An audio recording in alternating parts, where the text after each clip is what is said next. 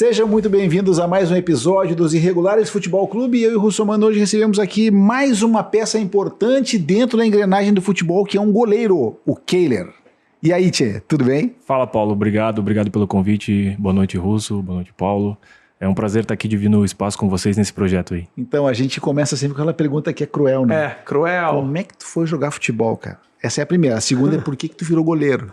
Cara, é difícil para mim responder essa pergunta porque foi meio natural. Foi muito cedo. Eu gostava de acompanhar meu pai nos jogos de várzea, ele jogador de futebol amador.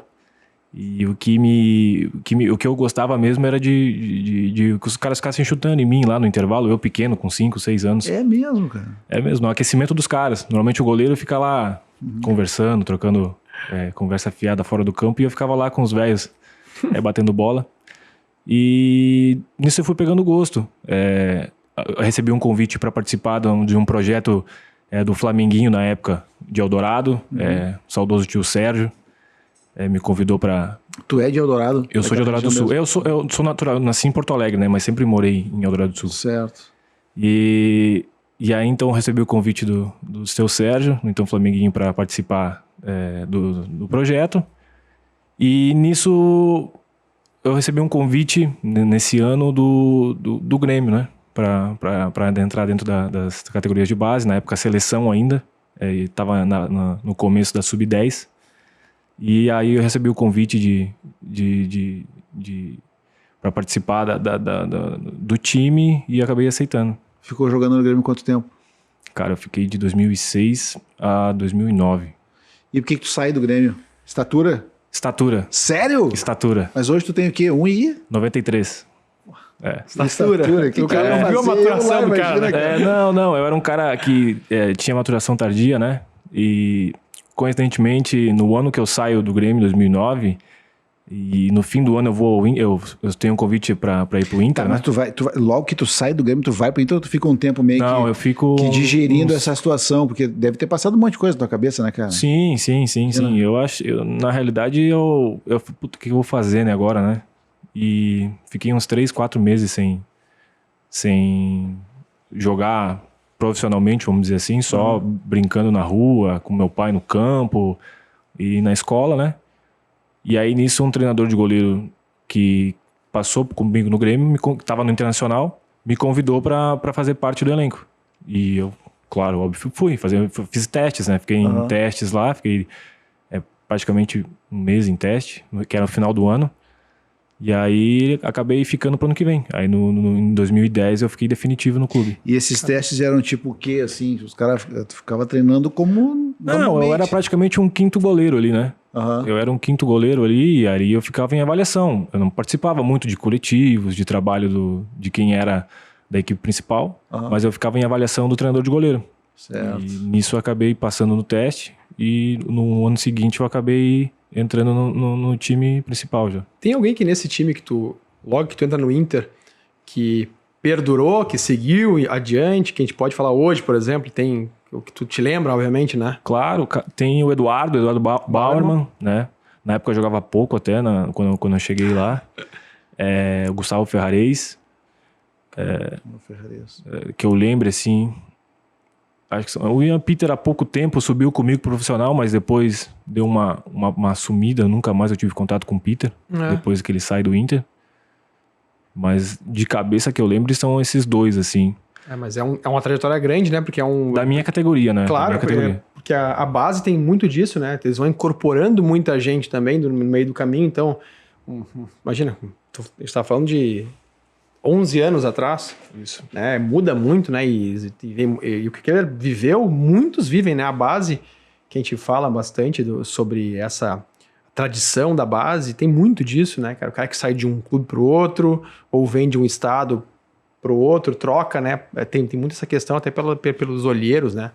Mas, e no Grêmio, tu lembra de alguém, assim, que ele era, tipo, não te marcou ninguém que tenha continuado? Não, cara, eu até o ano passado eu joguei contra ele, que foi o Roger Guedes. Caramba, peguei ele em 2007 e 2008.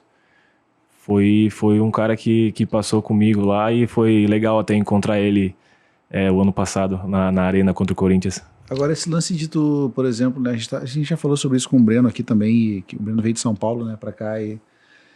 Cara, tu teve o privilégio nesses 2 períodos, assim, o período do Grêmio, onde tu fica e depois tu sai, né, porque a saída nessa idade, ela é traumática, a gente sabe que é, né, porque a gente tá depositando todo o sonho nesse período da vida, né, o sonho, que o Sim. objetivo é depois.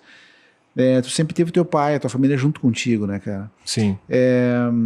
Se tu não fosse goleiro, tu seria o quê? Se não fosse jogador de futebol, aliás, né? Porque goleiro é a tua posição. O que tu faria? Tu chegou a pensar nisso nesse momento, quando tu sai do Grêmio, tipo, tá, pô, não tem estatura e tal, né? O que tu ia fazer? O que tu pensou em fazer?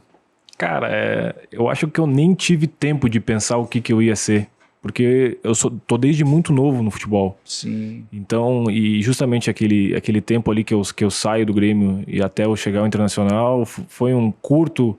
Naquela idade é um curto período, né? Porque tu acaba tendo aula, tu acaba tendo brincadeiras a fazer com 12 anos, 13 anos. Então, aqueles 3 meses ali pra mim passaram muito rápidos. Sim. Mas antes disso eu não me vejo, nunca parei pra pensar em alguma coisa que eu seria, a não ser o futebol, né? Nessa idade, qual era o teu ídolo? Se é que tinha um ídolo, né, específico, pode ser um goleiro, enfim. Qual era o jogador que tu olhava assim, cara, esse cara aqui é... Cara, eu não posso dizer assim, ídolo, assim, porque eu nunca fui, assim, fanzaço, né? Mas eu sempre gostava muito de acompanhar os goleiros da seleção brasileira, né? Eu tinha revistas e gostava de ver quem eram os goleiros da geração passada. Na minha época era o Di, do goleiro da seleção, que eu tive o prazer de trabalhar com ele também. Caramba. Quando eu subi ao profissional. O Marcos, o Rogério Ceni. Pô, eu era fascinado pelas camisas do Rogério Ceni. Eram diferentes, né? Diferentes. E era impossível encontrar aquelas camisas aqui em Porto Alegre, né? É verdade, era uma camisa difícil, né, cara? O São Paulo, eles vendem muita camiseta, mas tem algumas que não chegam aqui, né? Assim, algumas não chegam lá também, né? Sim. Mas o Rogério, essa questão da seleção brasileira é uma coisa pro cara que joga bola, ela é muito forte, né? Aliás, pro torcedor já é forte, mas para quem joga deve ser algo... Cara, mas eu acho que isso mudou um pouco, assim. Eu acho que mudou. Que não somos jogadores, mas aí perguntar pra ele, porque... Exato. Eu lembro que teve uma época que, cara, tu via o cara ser convocado, era o ápice da carreira. Exato. Né? Ir pra seleção brasileira. Hoje parece que não é. Eu tô enganado? Eu posso estar enganado. Para alguns atletas, alguns até abriram mão de jogar pela seleção brasileira, né? Eu lembro, na minha época, eu lembro do Serginho, que é um lateral esquerdo que era do Milan, que pediu para não ser convocado. Tem agora alguns que jogam em Portugal. O atacante joga no Sporting, não vou recordar o nome agora, mas foi convocado e pediu para ser desconvocado porque ia defender Portugal, já estava lá mais tempo. Esse não pediu, que é o Otávio, né, Monteiro, mas joga para Portugal. Então, quer dizer, as pessoas acho que nutrem a expectativa de jogar a Copa do Mundo, né, de poder chegar num grande torneio. Perguntar para ele. Exato, quem joga, né? Tu tem esse objetivo de jogar na seleção? Ou tu acha que é mais legal, por exemplo, e mais importante para tua carreira jogar fora do Brasil? Não. Eu com certeza eu tenho o objetivo e o sonho de jogar na seleção brasileira. Eu acho que eu ainda sou da geração que acordava e para ver jogos da seleção, para mim era feriado o jogo da seleção quando eu era pequeno, né? Para mim também. Então, para mim eu tenho esse sonho sim.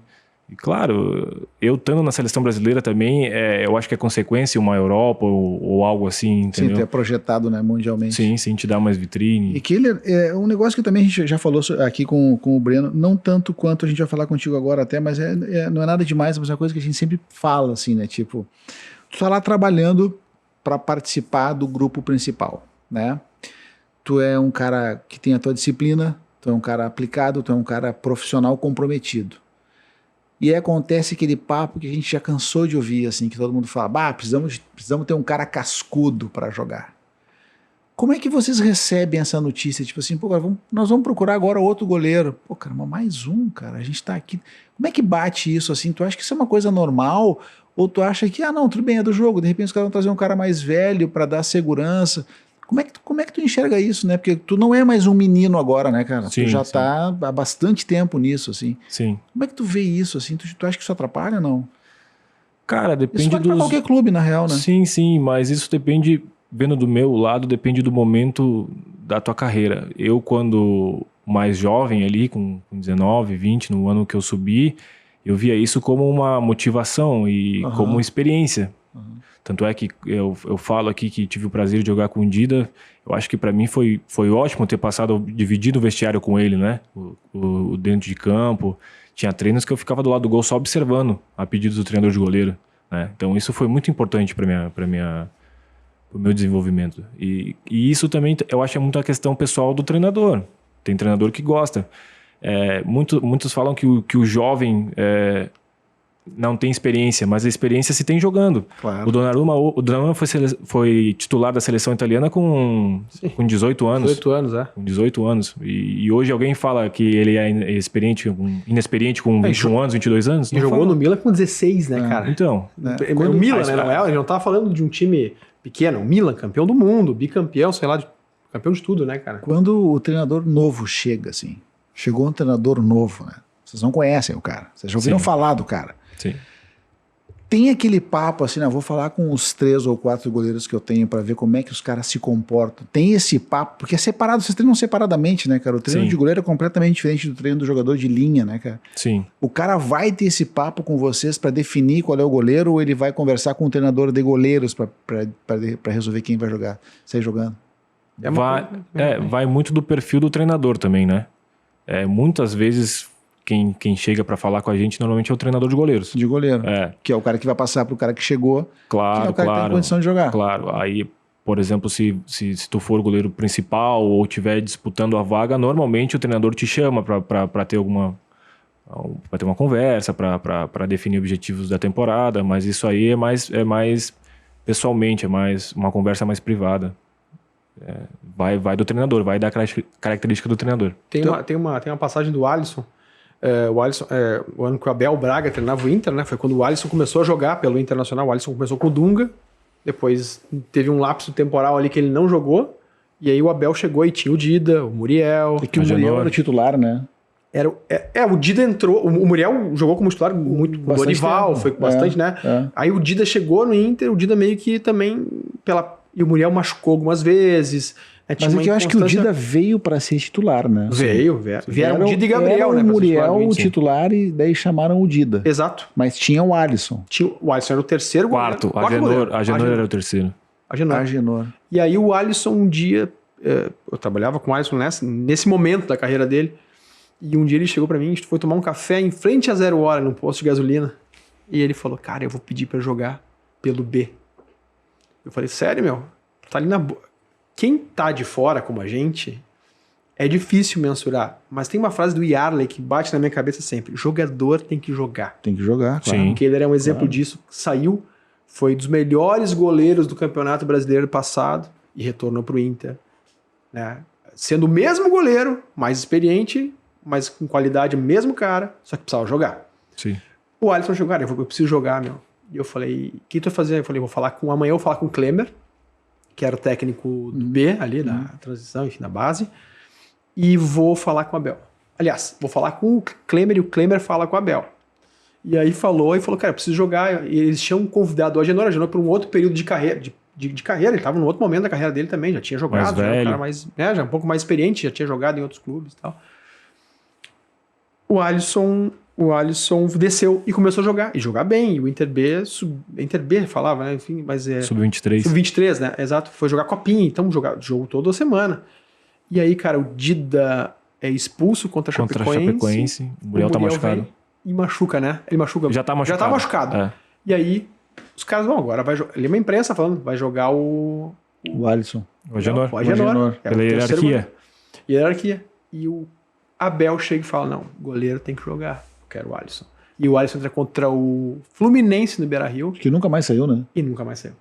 Ele pega 2 bolas, assim, que são bolas de prêmio Puskás do goleiro, sabe? Aquela coisa do Wagner, uma e eu acho que do Fred. Do Fred, uma cabeçada. Nossa, cara, impressionante, uma sequência num canto, assim. E nunca mais sai. E isso que o Keller falou do cara tem que estar... do preparador chegar, essa é a hora que o cara chega e fala, olha só, pode ir nesse cara que esse cara vai jogar e não vai te comprometer, porque ele tá jogando, ele tá bem.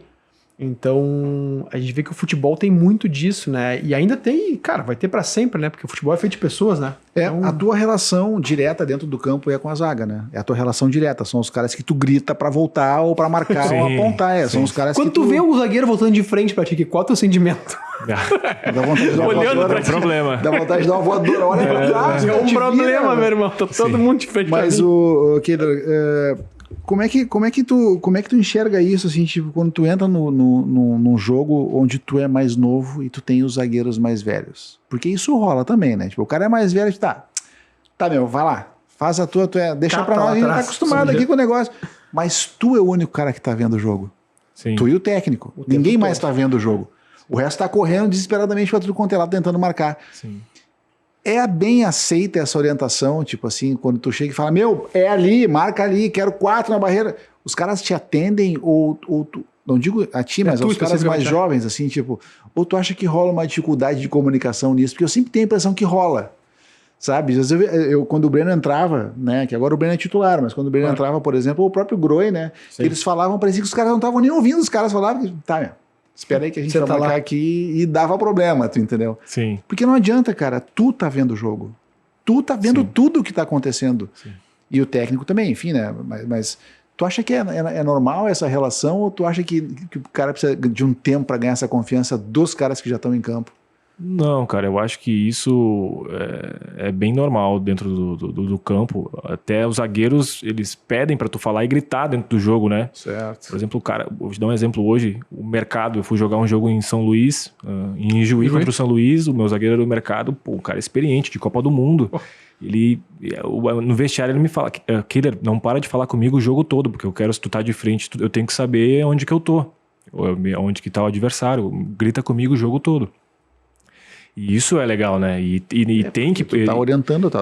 E não importa a idade nesse momento, importa o profissionalismo e o que tem que fazer dentro de campo, né? Pra ajudar todo mundo. Certo.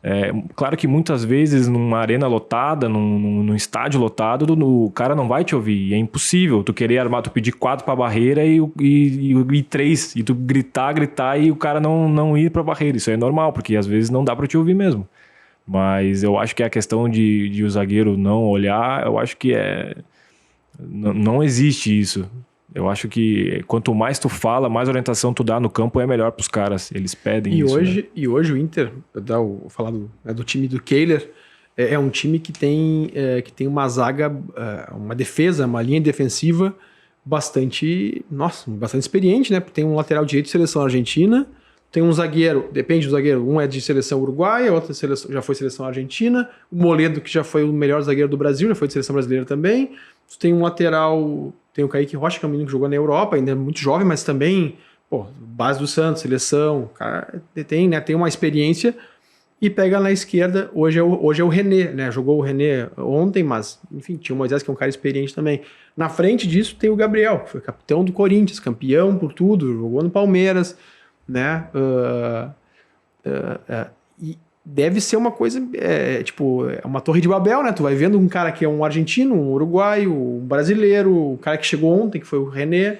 A questão da comunicação é difícil, é um pouco mais difícil, né? Mais truncadinha um pouco. Como é que é o cara, por exemplo, vou dar um exemplo do René, mas não te apega ao nome.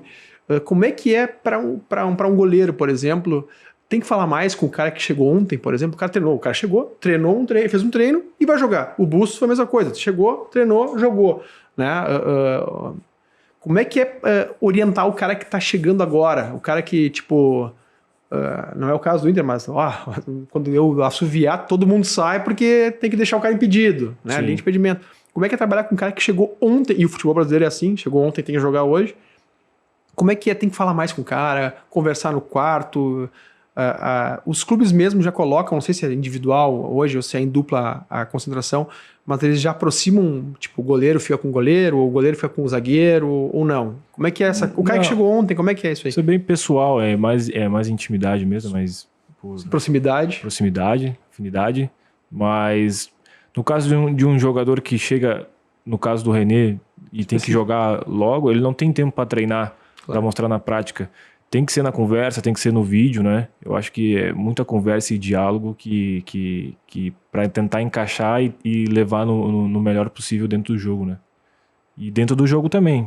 Claro. Como eu já estou há mais tempo, o goleiro, o zagueiro do lado, enfim, o volante que já conhece o sistema de jogo, que já conhece o trabalho do treinador, tem que passar essa orientação para ele dentro do jogo, né? Nessa tua trajetória no futebol, assim, a gente tem várias perguntas, assim, na verdade a gente nem tem feito as perguntas que a gente sempre faz, porque, cara, o papo vai rolando, a gente vai e acaba levando para outros lugares, mas qual foi a grande jogada que tu acha que tu fez nessa tua trajetória de goleiro, assim, tu diz, puta, cara, isso eu acertei, eu fiz muito certo isso, assim, algum tipo de relacionamento, alguma manobra que tu tenha feito como goleiro, como profissional, que te colocou numa posição melhor, assim, alguma aceitação, aceitou alguma proposta que tu tenha pensado, cara, isso fez a diferença na minha vida, assim, sabe? Porque são decisões, né? Sim. Tem alguma coisa que tu lembre, que tu diga, se não fosse isso, talvez eu não estivesse aqui. Cara, eu acho que com certeza foi a decisão de eu ir para Chapecoense no ano passado. De eu quebrar um ciclo de 12 anos dentro do Internacional. Uhum. Um clube que eu, desde berço lá dentro. E para mim foi muito importante esse desafio, tanto profissional como pessoal, né? Porque, querendo ou não, nunca saí de Porto Alegre. Sim. Então foi muito importante para mim ter ido para outra cidade, ter tido essa experiência, vivido outra cultura, né? E como é que foi para ti chegar na Chapecoense, assim? Tu chegou na Chape, que é um time que já vem com uma dor, né? Uma bagagem, uma dor grande, né? A gente sabe pelo porquê, obviamente, por aquela queda horrível daquele avião. Mas como é que foi para tu chegar? Tu chegou do Inter na Chapecoense, chegou pela porta da frente, chegou com uma certa dúvida. Veio o cara do Inter, não sabia como é que é, vamos ver. Como é que foi isso para ti lá, assim? Cara, primeiro que quando eu recebi o convite da Chapecoense já foi muito legal, né? Porque eu acho que todo mundo tem um carinho especial pela Chapecoense. É verdade. Desde a tragédia, né? E eu fiquei muito feliz pelo convite dele e também pela oportunidade de disputar uma Série A. A Chapecoense vinha era a atual campeã brasileira da Série B, né? E tinha lá o João Ricardo, que é um excelente goleiro, um cara com mais de 200 jogos na Série A. É um grande goleiro mesmo, né? E eu cheguei buscando meu espaço. Eu, como a gente comentou aqui no começo, eu fui à procura daquela experiência de jogos, né? Sim. Então eu confiava muito no meu trabalho, lógico, para tomar essa decisão de sair e ir lá encarar essa Série A. Eu achei que eu estava pronto no momento. E só desfrutei. Tive sequência lá, jogamos Catarinense, depois houve uma troca, depois eu voltei no Campeonato Brasileiro de novo. E creio que todo esse tempo foi muito importante para mim. Esse jogo contra o Corinthians, que o Kehler fala, do Roger Guedes, que se reencontrou, quem puder pegar esse jogo, e tem esse jogo, pega, porque foi uma atuação gigantesca, assim como outras grandes atuações do Kehler, que foram realmente muito legais. Pegando esse gancho, Kehler, dentro de campo, qual foi a defesa que tu lembra, assim, tipo, cara, essa defesa aqui, se eu pudesse repetir ela 1000 vezes, eu repetiria, porque essa defesa aqui é aquela defesa que vale um jogo. Qual seria essa defesa? Tu vai mandar para um DVD pro espaço, assim. Começa NASA, por essa, fala pro cara. Cara, esse jogo contra o Corinthians foi muito especial, né? Porque tudo que envolveu. A gente vinha de uma pandemia, com o estádio não podendo ter total do público, né? Capacidade total. E São Paulo libera para 100% do estádio. E o Corinthians troca a data do jogo para ter o público total da arena. E aí a gente pensou, pô, o torcedor do Corinthians 2 anos sem ir pro estádio, imagina a loucura que vai estar aquilo lá, né? E, cara, foi muito legal viver aquele momento lá dentro de campo. Porque foi uma pressão do Corinthians o jogo todo, né? E eu acho que nesse jogo tem uma defesa do chute do Jô, que é muito legal. Que é quase aos 40 do segundo tempo, lá o Jô entra no jogo, vira uma bola, um chute de chapa, e eu acabo fazendo uma defesa lá, que o estádio vai abaixo, assim, né? Meu Deus, tipo, a bola não vai entrar. Esperando o gol, né? Os caras estavam esperando o gol, E eu acho que lá foi bem legal viver aquele momento lá. Mas defesa também tem a minha estreia, né? Que eu levo com muito carinho, que infelizmente tem a lesão do Marcelo Lomba. Eu acabo entrando no jogo ali com 4 minutos de jogo, eu acho. Cedo. 4 minutos. Numa semifinal de gauchão. Numa semifinal de gauchão. E no momento da partida tem o pênalti no decorrer do jogo e eu acabo pegando o pênalti, né? A gente vai pra... Tu é um cara frio. Tipo assim, tu acabou de falar, tu jogou dentro do estádio do Corinthians lotado. Tu é um cara frio, assim, tu consegue isolar o ruído que tá ao teu redor para poder te concentrar na bola ou às vezes te atrapalha? Cara, eu acho que eu sou um cara muito tranquilo, não só dentro como fora de campo também. Isso é meu, é pessoal. Consigo sim. Consegue? Consigo. Porque, cara, é impressionante, né? É. O ruído é impressionante. Ninguém escuta nada, cara. Assim, é uma loucura. A gente sempre acha isso assim. Eu fico sempre observando os goleiros, né? Porque, cara, vocês são a peça fundamental. Se vocês jogam bem, as pessoas acham, é obrigação, né? Sim. Mas tu toma um gol ou tu falha, cara, é soterrado por todo mundo, né, cara? Claro. O meu avô, que jogou bola, claro, 1900 e Guaraná de rosca lá atrás, né, dos eucaliptos ainda, né? Meu avô jogou futebol e era goleiro. E quando eu venho morar em Porto Alegre, eu venho morar com meu avô, com minha avó, com minha mãe, enfim.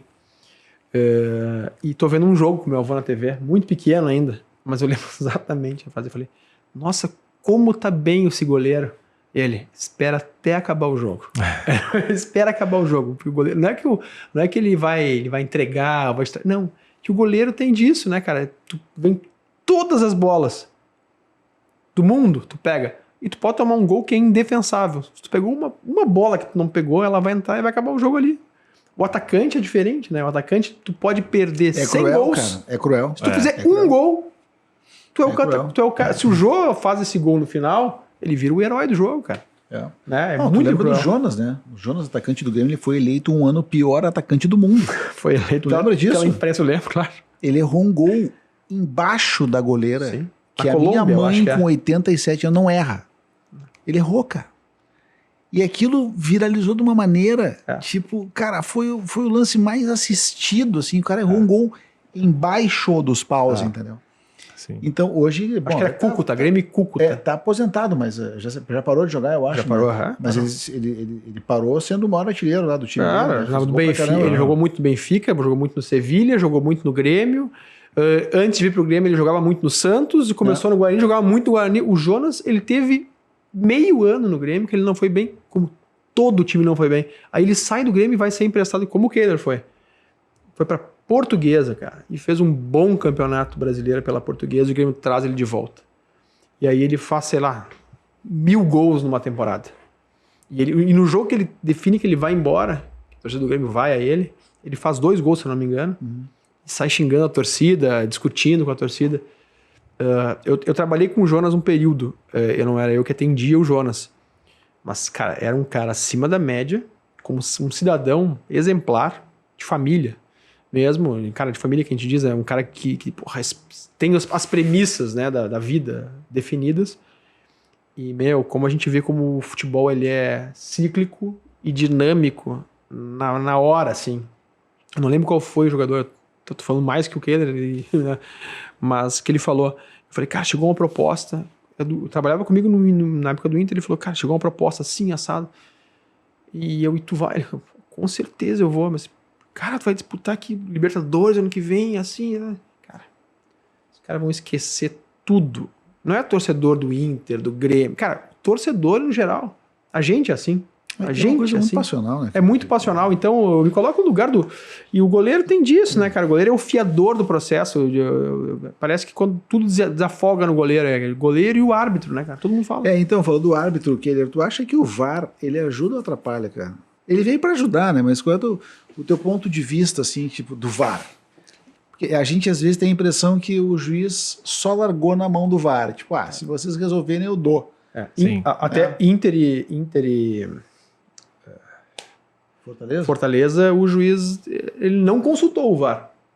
Num pênalti não dado, inclusive, também, né? O jogo do Grêmio também, o cara levou uma cotovelada. Exatamente. O juiz nem olhou pro VAR. Sim, o Breno saiu com a marca da chuteira aqui e o cara... Sim, né? sim. Enfim. Tu acha que ajuda ou tu acha que atrapalha? Eu acho que o VAR veio para ser justo, né? Eu acho que eu sou a favor do VAR. Mas algumas vezes ele atrapalha, principalmente o tempo parado de jogo, né? O tempo perdido do jogo. Eu acho que isso reflete o resultado dentro de campo também, muitas vezes, porque isso esfria a partida. E a torcida, tu acha que tá preparada pro VAR? Eu às vezes acho que não, cara. Eu acho que nem o jogador tá, você quer saber, porque, cara, quando o juiz bota a mão no ouvido, cara, já vai todo mundo em cima do cara e, velho, Acabou, É, né? por cultura nossa, mas tu já sabe, quando ele botou a mão no ouvido e foi ver, é porque deu alguma coisa, tem alguma coisa lá, né? E muito difícil ele trocar a posição do VAR, do juiz que tá na cabine, porque Tem o cara que tá lá precisar- vendo uma TV, né? Então ele exato. não vai contra a imagem, né? Que é muito rápido às vezes pro juiz ver no jogo. E se tu pedir... Desculpa, Rodrigo. Não. Se tu pudesse pedir o VAR para alguma situação que tu observa, tanto no esporte como na tua vida, ou na vida do país e tal, tu pediria o VAR para que situação? Quero rever uma coisa que eu acho que não tá certa. Para o que tu pediria? Essa pergunta é boa, hein? Essa pergunta é que é a pergunta que o cara pega e Essa não... pergunta é boa, hein? É, eu tenho que pensar Pergunta boa. bastante nisso mas vale em todos os sentidos? Todos. Todos os sentidos. Tipo, eu queria pedir o VAR aqui para o Covid no Brasil, por exemplo. Cara, Esse é um exemplo, né? vamos dizer assim, cara, eu acho que vamos pedir o VAR então para que, por exemplo, a cobrança, a raiva que tenha muitas vezes da torcida dentro do futebol, isso que sirva para, por exemplo, pressionar quem realmente tenha que ser pressionado, vamos dizer assim, quem realmente tenha que mudar uma política ou tenha que mudar alguma situação na cidade ou algo assim, que claro que não a violência, mas essa indignação. A indignação. Porque muitas vezes tem indignação com o atleta, com um jogador que tá lá fazendo o teu trabalho, né? Não é culpa, entre aspas, dele tá lá. Mas ele é muitas vezes o alvo, muitas vezes criticado, até mesmo o uso da violência que Corinthians que eu digo agora, recentemente. né? No futebol recente tem tido muitos Exato. casos assim, né? E tá se tornando natural isso. E não tem uma lei para punir, né? Para Exato. punir bem isso. Porque no futebol isso parece que é livre, né?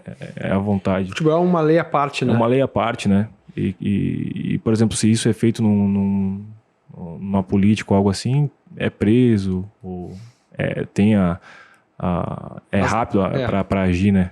Nessa questão. O futebol ainda é o desafogo da sociedade, Keller. E eu pergunto exatamente em cima disso que tu falasse. Muitas pessoas, e muitas vezes eu me coloco, inclusive, dentro desse processo, vão para o estádio e usam até termos, palavras, que no seu dia a dia não é costumeiro. Nunca usaram. Nunca usaram. Mas no estádio é permitido. Né? O cara que é o cara que abre a porta, é o cara que trata bem o zelador, o porteiro, o cara do ônibus, é um cara cordial, né? Que não tem diferença, mas chega no estádio, ele consegue tirar uma cadeira, ele joga um rádio, ele joga um celular, ele joga uma pedra, ele entra em campo. O futebol, ele é um desafogo social mesmo, dentro daquele... Acho que também muito por isso que tu falasse, né? Por não ter uma regra, uma lei específica, muitas vezes, ele acha que lá dentro ele é um cara que não... Ele pode ser... Enfim, ele é... Vou usar um neologismo, né? Meu professor de português, professor Jacira, que me perdoe, ele é impreendível. Ele sabe o que, cara, eu vou fazer um negócio aqui. Mas é que realmente não eu vou lá, vou assinar um termo de circunstanciado e vou sair. Não dá nada. Não. Tu acha que o estádio é isso ainda? E o jogador, por isso, sofre com isso também, obviamente. Porque mas isso é cultura do brasileiro, né? No futebol brasileiro, isso aí. Eu acho que também é espelho, você olha pro lado e todo mundo fazendo, 40 mil pessoas fazendo aquilo ali. Claro, eu não vou ser hipócrita aqui de dizer que tu não pode ir no estádio xingar, porque eu também faço isso, eu como profissional xingo e algo assim, eu tenho que ter indignação também. Claro.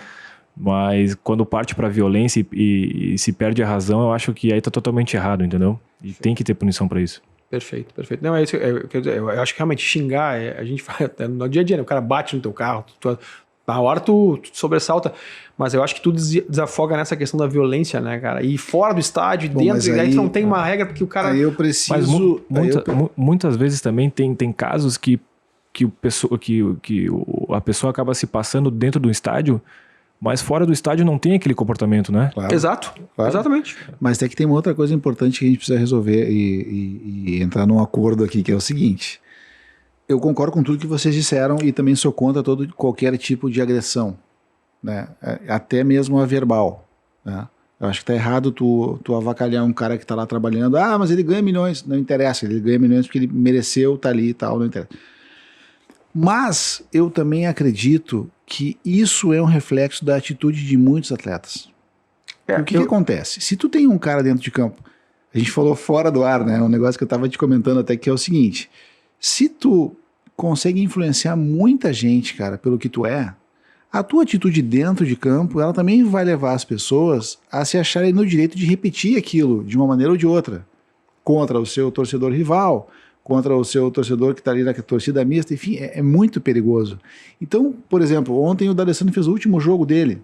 Pô, o D'Alessandro, um grande atleta, uma grande figura, né? O D'Alessandro, cara, inúmeras vezes dentro de campo, ele, sem se dar conta, ele incitou a torcida. Sim. Contra os próprios atletas, talvez. Contra juiz, contra o time adversário. Isso não pode, cara. É complicado porque tu tá levando a torcida junto. A torcida tá junto contigo.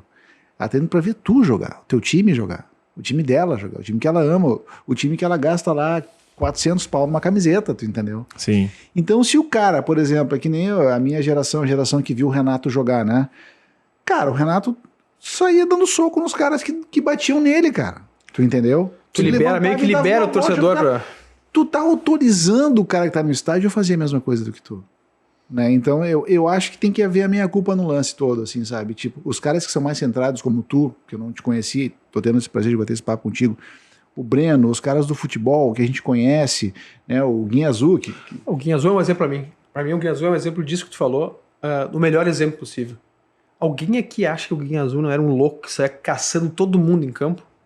Em alguma vez o Guinha Azul passou algum tipo de imagem negativa por jogar o futebol que ele jogava, que era o futebol mais aguerrido que eu me lembro do Internacional? Sim, mas aí que entra o perfil sanguíneo do cara, Isso, né? Exatamente. E muitas vezes as atitudes do Alessandro que ele tem em campo, ele é punido. Tanto pelo árbitro, ou seja, pelo STJD. Exatamente. Mas alguns momentos do jogo, ele tem que inflamar a torcida no sentido de vir a nosso favor, ao favor do clube, do jogador. Claro, a pressão, botar uma pressão no juiz, botar uma pressão no time adversário. E isso ele faz muito bem, cara. Eu acho que ele representa muito bem a imagem que a torcida vê de um jogador colorado. Tanto que o Guinha Azul também é um jogador que o Fernandão fazia muito bem isso também, né? O Fernandão muito bem. Não, o Inter teve... os times campeões, eles não conseguem olhar na foto, depois tu vê assim, cara, esse time não tinha como ser campeão. O idem com o Grêmio, obviamente, né? Mas tu pega o Inter, o Inter campeão da Copa Sul-Americana, por exemplo, lá, Lauro, era um cara também... Goleiro geralmente é um cara mais, né? Fica mais frio e tal. Porra louca também. Mas o Lauro já era meio... Pô, o Lauro saiu dando voadora nos caras. Libertadores. Na Libertadores. Aí tu tinha Bolívar, Índio, Álvaro, zagueiro, e Marcão. Marcão era o mais são ali. Aí tu tinha Edinho... O mais são é ótimo, né, cara? Edinho... O mais são. Só louco agora. Edinho, Guinha Azul e Magrão. Cara, esses três aí... Edinho jogou no Grêmio depois, né? Jogou no Grêmio depois. E aí tu tinha D'Alessandro, Alex, já mudava, e Nilmar, que daí já era um cara que jogava a bola dele, né, cara? Jogava assim, toca em mim que eu vou definir aqui na frente. Tinha o Tyson que entrava, o Sandro que entrou também. Mas tu pega que são jogadores que são viscerais, né, cara? São 11 jogadores, 8 eram viscerais, assim. Tipo, tu tinha o Marcão, o Alex e o Nilmar, que eram caras, tipo assim, alheios ao processo. Alheios não é a melhor palavra, mas... Enfim. Mas... cara, uma curiosidade que eu queria perguntar pro Kehler, né? Eu conheço o Kehler há algum tempo já, mas o bom de conversar assim é que tu pega outras... Tá no meio daquela fumaça dentro de campo, cara. Final, semifinal, campo que deixa a bola viva, com os buracos, uns negócios. 0-0, aquela fumaça fora de casa, de repente o teu zagueiro te impressiona e vem aquela bola. Quicando pra ti. A gente fez pro Breno a mesma pergunta, né? Que a bola vem no pé, que tem que saber jogar com o pé, hoje em dia e tal, obviamente, né? Qual o teu sentimento, cara? O que tu pensa? Cara, se eu furar nessa bola, ela passa por mim. Então já joga, por favor, joga fora da goleira. Eu só penso, me recua fora do gol, pelo amor de Deus. Na direita, de preferência. Tu é direito? Eu sou destro. Tu é destro. Isso. Tu joga bem com os pés? Cara, eu creio que o goleiro teve que se atualizar, né? Nesses últimos anos. Eu não fiquei fora disso. O goleiro, eu acho dar aquele drible no atacante. Não, cara. Eu sou um cara que, por perfil mais conservador. Eu faço o básico. Eu tenho que ter um bom domínio, bom passe, clara leitura de jogo. Até quando tu não tá com a bola, tu sabe onde tá. Boa reposição. A própria leitura de jogo do goleiro, antes de a bola vir, você tem que saber onde que tá o seu time. Mas eu não sou aquele cara que gosta de jogar muito longe do gol, ou ter muito tempo com a bola, dribles, coisas assim. Eu acho que o meu perfil é mais conservador. Tá, e tu acha que teve nessa trajetória, assim, algum jogo, assim, alguma jogada tua que tu pensa assim, cara, errei feio nessa? Vou ter que pegar Tipo tudo agora. assim, ó, fui infeliz na decisão, porque são tomadas de decisões, né, em Sim, milissegundos, sim, né, velho? Não, cara, tem uma bem clara que é na final do Gauchão, é uma saída que eu faço aos 44 do segundo tempo que eu acabo me lesionando. Lesiona, exatamente. Eu tenho uma lesão eu tenho uma luxação no cotovelo e ali eu fico por 7 meses parado. 7 meses? Pela uma luxação, né? E olhando aquilo milhares de vezes depois, eu falo, puta, por que eu fui sair naquela bola, né? Não era minha. Mas eu acho que era questão de confiança, era questão de tá vivendo aquele momento dentro do jogo, né? E eu acabei tomando a decisão de sair, eu fui. E creio que não era a bola pra mim sair, porque a minha linha tava montada, era uma bola fora do gol, não tinha risco. Não era na área pequena? Não era dentro da pequena área. E eu acabei tomando a decisão de sair. A bola na pequena área é sempre tua? Não, nem sempre. Não? Não. Mas tu não tem tipo assim, tu não pensa nisso, não conversa sobre isso com os teus zagueiros, porque eu aprendia isso, né, no Grêmio, o papo era esse, cara, bola na pequena área do goleiro. Não, depende. Depende da batida. Tô falando de 83, né, cara? Claro. Cruzou na pequena área, a bola é do goleiro, mas não é mais assim, né? Tipo, Não, cara, eu acho que isso no Brasil tem muito vivo isso, né? Que bola dentro da pequena área do goleiro, mas se tu for ver na Europa, grandes goleiros, eles raramente saem do gol. Se tu não nomina um nome, claro, se você for botar Manuel Neuer ou algo assim, o cara é extra classe em tudo, né? Mas é difícil ter um goleiro que domina a área hoje em dia. Aqui no Brasil, por exemplo, um cara que eu gosto muito e acho referência nessa área que é o Everton, né, do Palmeiras. Eu acho que ele é um cara arrojado para sair do gol, tem uma leitura boa. É um cara que eu observo bastante na saída de gol. Treina a batida de pênalti também. Treina. Não, joga muito. Joga muito com os pés, o Everton. Tem tanta bola curta, bola longa, né? Pro árbitro, vendo tua experiência como atleta dentro de campo, porque tem isso também, né? Eu lembro na escola a gente jogava, a gente tava na pequena área, dizendo, pode ir na bola, porque se tocar em ti é falta. Existe isso hoje? Ainda existe isso? Tipo, pode sair que se tocar em ti é falta. Não, depende. Se for futebol sul-americano, é mais difícil. Sim. Uma Libertadores, numa sul-americana, normalmente o juiz sul-americano não dá qualquer falta, né? Deixa o jogo rolar. No Brasil tem. E eu acho que é certo, porque o goleiro, muitas vezes ele tá usando a mão pra ir na bola. Sim. No caso, ele não consegue se proteger. Ele sai somente com a proteção do joelho, vamos dizer assim. E muitas vezes ele é tocado, desequilibrado, tem um contato no ar ali que prejudica demais. Claro. E muitas vezes eu acho que a bola vem, querer em ti. O cara te dá ali tá vindo na tua frente. Tu e o atacante. O cara toca pro lado, tu sai correndo, ele toca no gol e tu pega e faz uma defesa espetacular. Tu rola, bota a mão e faz aquela cena, ou tu levanta e fala, vamos embora. O que faz essa hora? Cara, depende muito da situação do jogo, do clima, do momento do time. Isso depende muito. Ano passado eu vivi muito isso na Chapecoense, né? Claro. Porque tinha momentos dos jogos que estavam difíceis pra gente, o time tinha que ter aquele momento de pausa, né? Porque tava um sufoco e ali quem tem que parar o jogo é o goleiro, não tem outro cara. Claro. Você não pode perder um jogador de linha ali e sair do campo por causa de um momento ali. Mas eu sou contra, tá? Eu não gosto disso, não. Muitas vezes eu fiz isso por necessidade. Por necessidade. Claro. Acho que é um recurso que tem que ser usado. Claro. Mas não é toda a defesa que tem que se fazer isso, não, entendeu? Claro. Pode, vai. Vai que eu já... minha 4 tá indo. Tu tá no Inter, jogou na Chape e tal. 2 times, assim, que tu gostaria de jogar. Um no Brasil e um fora do Brasil. Cara, eu acho que no Brasil, meu sonho ainda é jogar no Internacional, é ser o goleiro titular do Internacional e ganhar títulos pelo Inter, marcar meu nome no Inter, né? Porque é o time da minha família, é o time que eu tô desde no berço lá, né? Então eu quero marcar isso ainda. E fora do Brasil, eu tenho uma simpatia muito grande pelo Arsenal, do Thierry Henry. Era o meu time na Europa também. Cara, o Arsenal do Henry. Então, tipo, se tiver um time que eu acompanho fora daqui, é o Arsenal, né? Boa. Mas eu acho que em relação a... Mas ficaria tranquilo toda a carreira no Inter também? Ficaria, cara, ficaria, porque o meu time do coração, o time que eu tô desde o início da minha carreira. Já chorou por causa do Inter? Já, claro. Claro. Não, porque isso é uma pergunta importante que a gente sempre faz. Eu sempre faço. De felicidade e de tristeza. tristeza. De tristeza, né? Claro. Boa, cara, boa. Tem uma coisa no Kehler que eu de tantas que eu admiro, mas é uma questão que ele realmente entra nos projetos de cabeça, assim, né? Muito mais com as mãos apenas, né? Tudum. Mas é legal quando o cara vai para um projeto como foi a Chape para ele, e a forma até um dia, depois do jogo contra o Corinthians, eu acho, eu mandei mensagem para ele pelo celular dizendo, cara, parabéns, meu, que grande jogo. É difícil ir para um projeto desse que tem data específica para começar e terminar e, de fato, vestir a camiseta, porque eu sei que tu fizesse isso. É muito claro. O cara que batia no peito, vibrava com tanta força quanto quem tá no clube desde sempre. O futebol, por ser tão transitório, por ter tantas mudanças de equipe, isso falta, pela tua percepção.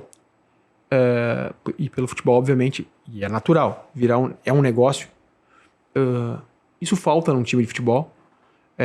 O cara que levante a bandeira, e não tô dizendo o cara que não precisa chegar amanhã e beijar a camiseta, não digo isso, mas um time vitorioso, comprometimento, ele se faz com comprometimento e por tu abraçar a causa, realmente. Não, comprometimento eu acho que é a base de tudo. Tu tem que ter isso não só com o clube, com teus companheiros do dia a dia. Com a tua vida, né? Com a tua vida, né? Claro, exatamente. Eu acho que o cara que do meu lado que não tá comprometido com a mesma coisa que eu, ele tem que ser cobrado, ele tem que ser exposto no dia a dia. Uhum. Falo internamente, né? Claro. Tem que ter essa cobrança mais forte, mas eu acho que, cara, Tu cria isso, né? Quando tu veste a camisa, teus objetivos são bem claros sempre. Tu fala os objetivos do grupo, do clube, tudo são bem claros. Então, tu vai brigar pelo aquilo o ano todo, a cada jogo, a cada minuto, a cada treino. Então, isso fica bem claro. E é difícil. Aí entra a parte do quem não veste a camisa, é a parte do comprometimento. Acho que é a parte do profissional, né? Daí claro. tem que ser reavaliado isso sempre por maiores. Quem foi o grande atacante que tu pegou pela frente? 1 e 2. Qual foi o grande jogador que tu jogou junto? Que tu teve a oportunidade de jogar junto? Cara, acho que de jogar junto, assim, diferenciado foi o Paulo Guerreiro, né? O cara fora da curva. Eu, muitas vezes, não estando relacionado pro jogo, não treinando com o time principal, eu fazia a finalização com ele e ficava lá. E, cara, é um cara extra classe mesmo, né? O Guerreiro finalizava pra ti sem olhar pra goleiro praticamente, ele sabia onde estava tudo, goleiro, tudo. Então esse cara foi fenômeno. Agora um contra atacante que tu viu com a bola e disse ai, cara, deixa esse cara vou ter que virar o meu zagueiro, homem elástico, segura nele aqui. Ali rapidinho porque cara, bom, vou te dar a experiência pelo ano passado. Eu acho que o Hulk, né? Pegamos o Hulk numa fase... Sim. Que não acabou, né? Não acabou ainda, né, cara? Continua jogando em alta performance. Não acabou ainda, mas a gente pegou ele num jogo na Arena Condá lá, chovendo ainda. Sabia da força que aquele cara tem pra bater na bola, em qualquer lugar. Eu acho que o Hulk foi um cara que a gente teve que ter mais cuidado no ano passado. Cara, eu queria te agradecer por ter vindo até aqui. Queria te desejar toda a sorte do mundo. Saúde para tocar os teus projetos dentro do Inter. E se tu realmente te tornar o número 1 do Inter, que tu vai logo pro Arsenal, porque meu time precisa ganhar do teu. Sim, eu sempre uso essa corneta, porque eu acho divertido falar com atletas do Internacional. Falei isso pro Guinha Azul também e tal. Viu o Guinha Azul jogar, né? E a gente te deseja toda a sorte do mundo, cara. E que tu consiga atingir todos os teus objetivos, porque a gente sabe que é complicado, cara. Chegar é complicado e permanecer é mais complicado. Mais ainda. Então, boa sorte. Obrigado por ter vindo até aqui. A gente veio até aqui com a força da Seven Sims Camisetas, que vai te entregar uma camiseta personalizada de presente, para tu lembrar da gente quando tu estiver descontraindo, né? Exato. Um momento de descontração parecida com essa aqui que o Rodrigo tá usando, muito bonita, por sinal. Obrigado. Em mim ficou bonita. A gente ficou bonita. Só uma última questão antes de encerrar. Uma última questão. Estamos no início do ano ainda, né? Qual o recado que tu deixa pro torcedor do Inter, Kehler? Para finalizar. A gente sabe que é um ano complicado, é um ano de mudanças. Mano Menezes, aquela coisa toda. Brother Menezes, não, enfim, a gente não sabe quem ainda não tem nomes, mas do cara que foi criado no clube, que foi criado dentro e conhece torcedor, arquibancada, campo, conhece tudo. O que tu pode deixar de recado pro torcedor do Inter? Cara, eu sei que é difícil pedir paciência pro torcedor porque vem de alguns anos de não concretizar o título, né? Mas eu acho que tá tentando ter uma mudança e isso leva tempo, tem que ter paciência, né? E eu acho que para essa mudança a torcida tem que estar com a gente a cada jogo, aos 90 minutos. Claro, o jogador tem que ser cobrado sim, mas eu acho que quando a bola tá rolando, tem que ouvir o apoio da torcida ali incondicional. O outro time tem que sofrer para jogar dentro do Beira-Rio, né? E eu acho que nós temos um plantel, nós temos um pensamento para esse ano de vitórias, de conquistas e creio que com paciência e com tempo a gente vai conquistar os objetivos. Feito. Valeu, cara. Boa sorte. Tudo de bom pra ti. Obrigado pelo convite. É um prazer estar aqui. Desejo sucesso a todos. Obrigado, Keller. Valeu, Keller. Obrigado. Valeu, obrigado.